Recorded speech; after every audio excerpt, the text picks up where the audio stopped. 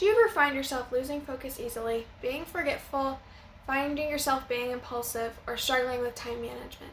These are all common symptoms that we find with adults that have ADHD.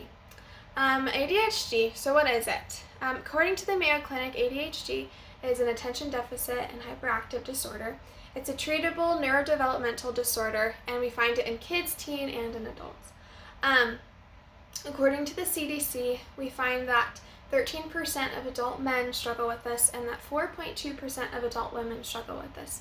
Overall, this adds up to about 8 million adults. So for ADHD, there's 3 categories that they'll describe it underneath.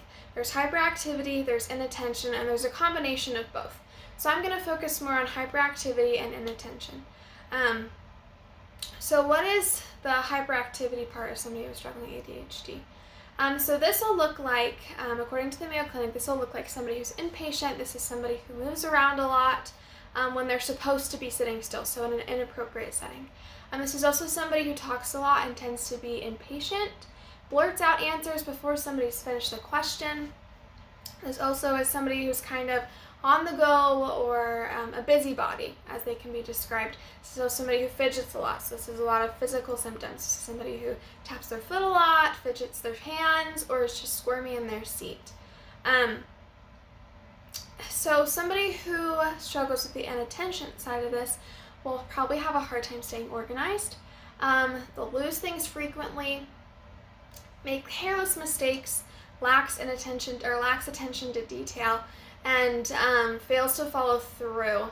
This is also somebody who's just overall forgetful, easily distracted, something like that. So somebody who's going to tend to avoid sitting in or participating in things that are going to require them to have a lot of mental effort for a long period of time. So this obviously affects day-to-day life. This isn't something that's on and off. So we'll talk about the 3 different kind of overall situations that you'll find somebody struggling with this and more specific examples.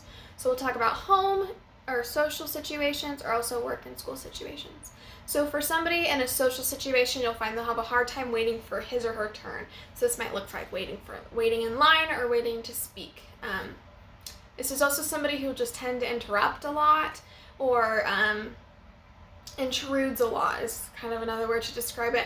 And then again, somebody who just talks a lot in social situations, more than most people will in that environment. Next we'll talk about home. So this is somebody who's going to have a hard time remembering to run errands, return phone calls, or following through with appointments. So somebody who just kind of overall seems a little bit less reliable, but this is why, because they struggle with this. So somebody who loses things often, so things like your keys, misplacing your glasses, your wallet, your phone, just those like everyday items that just you tend to always forget where they're at.